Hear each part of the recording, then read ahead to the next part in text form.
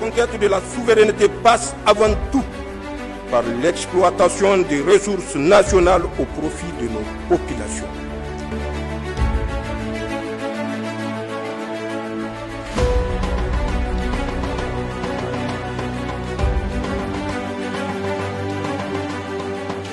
Comme annoncé dans son commentaire sur les velléités de déstabilisation de notre pays par la France avec la complicité de certains Nigériens, Ousmane El Hadj Ibrahim revient sur certains aspects de ces vastes projets subversifs. Suivons son commentaire.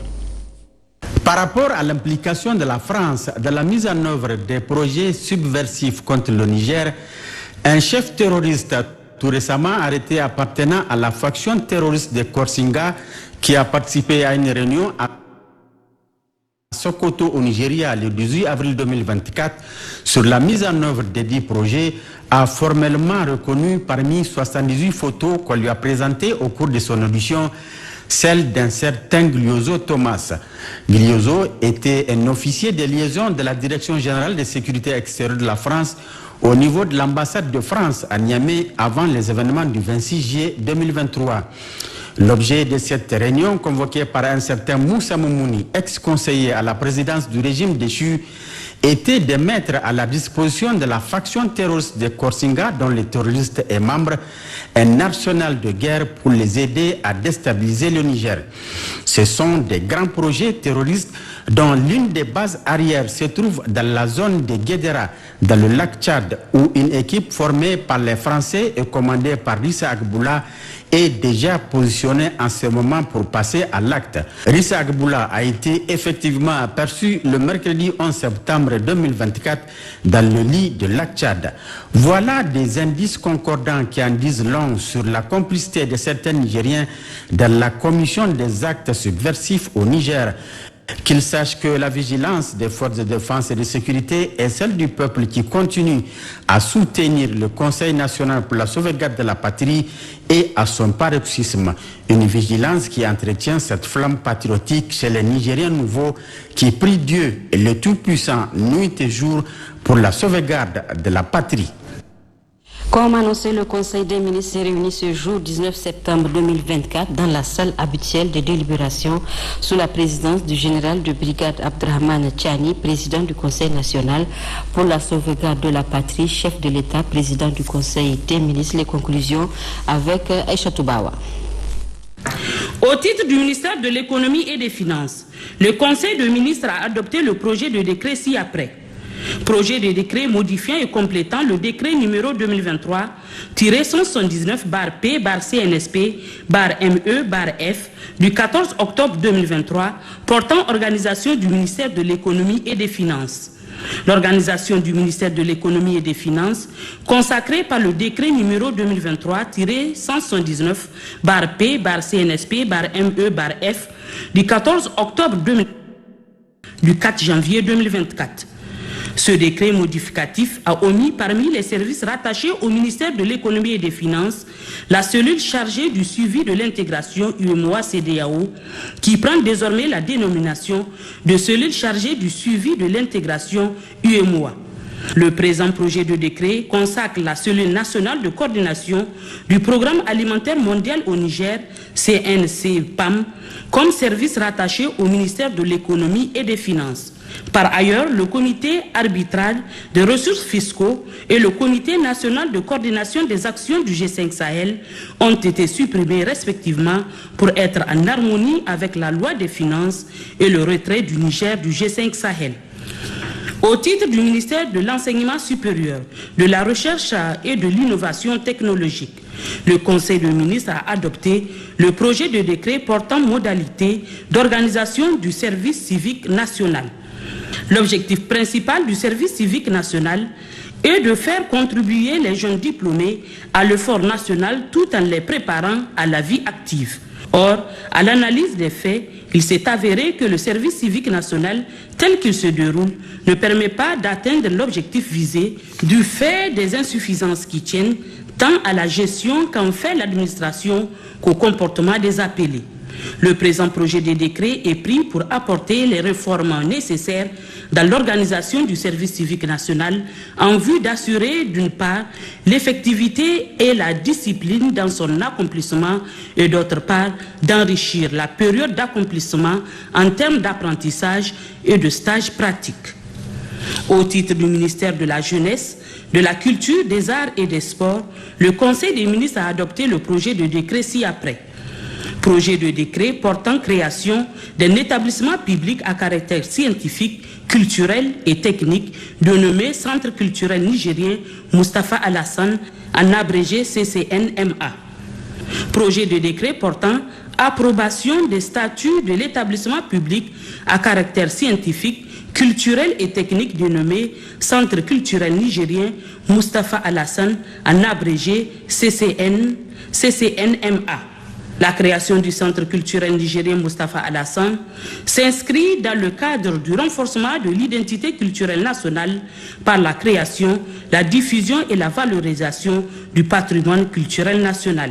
Ces deux projets de décret sont pris conformément aux dispositions de la loi numéro 2020-020 du 3 juin 2020 fixant les règles de création des catégories des établissements publics et du décret numéro 2021-924/PRN/MF du 1er novembre 2021 fixant la tutelle, l'organisation, le contrôle et les modalités de fonctionnement des établissements publics.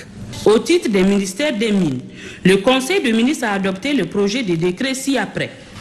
Le projet de décret portant création d'une société d'État dénommée Mazumawa National Gold Company, en abrégé MNGC. Projet de décret portant création d'une société d'État dénommée Timerswa National Uranium Company, en abrégé TNUC. Les deux projets de décret ont pour objet la création de deux sociétés d'État, à savoir la société Mazumawa National Gold Company pour l'exploitation d'or et la société Timerswa National Uranium Company pour l'exploitation d'uranium. L'objectif visé à travers la création de ces deux sociétés d'État est de permettre à notre pays d'assurer une gestion optimale des ressources tirées des exploitations oranifères et uranifères en toute souveraineté et au bénéfice de la population nigérienne. Communication. Le Conseil des ministres a entendu plusieurs communications. Une communication du ministre d'État, ministre de la Défense nationale, sur la situation sécuritaire, en particulier les attaques terroristes ayant visé des positions militaires ces derniers jours. Ces attaques, qui coïncident avec l'an 1 de l'avènement de l'Alliance des États du Sahel AES, procèdent d'un plan visant à saper la dynamique de développement engagée par nos États. La riposte énergique de nos forces de défense et de sécurité a mis en échec l'entreprise de déstabilisation orchestrée par les ennemis de nos pays sous le couvert du terrorisme. Le Conseil des ministres tient à rassurer les populations que la situation est sous contrôle et que les forces de défense et de sécurité sont à pied d'œuvre pour maintenir la sécurité dans toutes les zones de notre pays.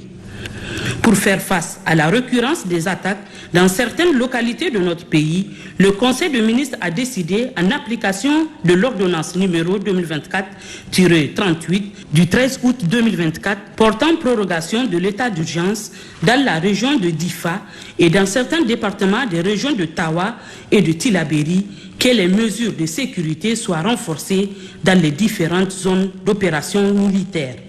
Ainsi, des mesures exceptionnelles seront mises en œuvre pour endiguer ce phénomène. Les populations sont donc appelées à observer strictement les consignes de sécurité qui leur seront adressées par les autorités militaires et civiles de la zone. Une communication conjointe du ministre des Transports et de l'Équipement et de la ministre de l'Action humanitaire et de la gestion des catastrophes sur la situation des inondations. Le ministre des Transports et de l'Équipement a fait le point des travaux entrepris sur les points de dégradation des voies routières ayant permis le rétablissement de la circulation. D'autres mesures urgentes sont en cours d'exécution dans la ville de Niamey et concernent le traitement du Kori Guntiena. La ministre de l'Action humanitaire et de la gestion des catastrophes a présenté l'état de la situation des inondations à la date du 17 septembre 2024 en termes de désagréments causés. En effet, sur la base des données actualisées à la date du 17 septembre 2024, le gouvernement a mis à la disposition des régions 9 742,1 tonnes de céréales pour assister 112 425 ménages, soit 842 356 personnes victimes d'inondations. Par ailleurs, le Conseil des ministres exprime sa compassion aux familles éplorées et sa solidarité aux populations éprouvées. Le gouvernement continue à déployer des efforts en vue d'apporter l'assistance nécessaire aux populations sinistrées. 3 communications de la ministre de l'Éducation nationale, de l'alphabétisation, de l'enseignement professionnel et de la promotion des langues nationales. La première communication est relative à la stratégie de construction des classes scolaires dans le cadre du programme Zéro Classe Payotte. L'adoption de cette stratégie devrait permettre la réalisation de 750 salles de classe dans les régions de Maradi et de Zander à titre de phase pilote sur les 5430 classes et 3 internats des jeunes filles prévus au titre du projet Niger Lire. La deuxième communication porte sur les préparatifs de la rentrée scolaire 2024-2025. Il ressort de la situation que plusieurs écoles ont été impactées, d'autres occupées par les sinistrés en raison des inondations. Au regard de la situation pluviométrique en cours dans notre pays, la rentrée scolaire initialement prévue le 2 octobre 2024 est reportée au 28 octobre 2024. La troisième communication porte sur la création d'un collège scientifique. Les résultats des examens scolaires ces dernières années ont révélé une baisse drastique des filières scientifiques et techniques, menaçant ainsi la disparition de ces dernières. Or, l'enseignement scientifique fait partie des leviers du développement socio-économique d'un pays. C'est dans cette optique qu'il a été décidé de la création d'un collège scientifique avec pour objectif rehausser les effectifs des élèves des cycles de base 2 et assurer une meilleure transition vers les séries scientifiques. Encourager les élèves à embrasser les filières scientifiques, éviter la disparition progressive des filières scientifiques. Une communication du ministère de l'Enseignement supérieur, de la Recherche et de l'Innovation technologique sur le bilan du Niger à la 46e session des comités consultatifs interafricains du CAMES tenue à Libreville au Gabon du 15 au 17 juillet 2024. Le Conseil des ministres a salué la brillante performance des enseignants-chercheurs et des chercheurs de nos universités qui ont réalisé un taux de réussite global de 91,22%. Communication relative au marché public. 4 communications du ministère des Transports et de l'Équipement relatives à l'attribution de marchés publics de réalisation de travaux d'aménagement ou de réhabilitation, de contrôle et de surveillance dans les régions de Niamey et de Zander. 5 communications de la ministre de l'Éducation nationale, de l'alphabétisation, de l'enseignement professionnel et de la promotion des langues nationales relatives à la construction et à l'équipement des salles de classe en modèle classique dans les régions d'Agadez, de Difa, de Dosso, de Maradi, de Tawa, de Niamey, de Tillabéri et de Zander. 2 communications du ministère de l'Enseignement supérieur, de la Recherche et de l'Innovation technologique relatives au transport des étudiants pour les grandes vacances de l'année académique 2023-2024 et à l'achat des produits vivriers au profit des étudiants. Ces 11 dernières communications sont faites à titre d'information conformément aux dispositions de l'arrêté numéro 018/PM/ARCOP du 18 janvier 2023 fixant le seuil dans le cadre de la passation de marché public qui dispose à son article 13 que tout achat public dont le montant est égal ou supérieur à 300 millions de francs CFA hors taxe sur la valeur ajoutée doit faire l'objet d'une communication préalable en Conseil de ministres de la part du ministre en charge du secteur concerné. L'ordre du jour étant épuisé, Son Excellence, Monsieur le Président du Conseil national pour la sauvegarde de la patrie, chef de l'État, a levé la séance. Voilà, merci Aïcha Toubawa. Dans le cadre de l'an 1 de la création de l'Alliance des États du Sahel AES, nous vous proposons ce soir cette opération conjointe des pays membres de l'AES soutenue par le Togo et le Tchad. Du 20 mai au 3 juin 2024, les forces armées nigériennes FAN menaient un exercice militaire d'envergure dans la zone de Tilia, région de Tawa, en partenariat avec leurs homologues. La conquête de la souveraineté passe avant tout par l'exploitation des ressources nationales au profit de nos populations.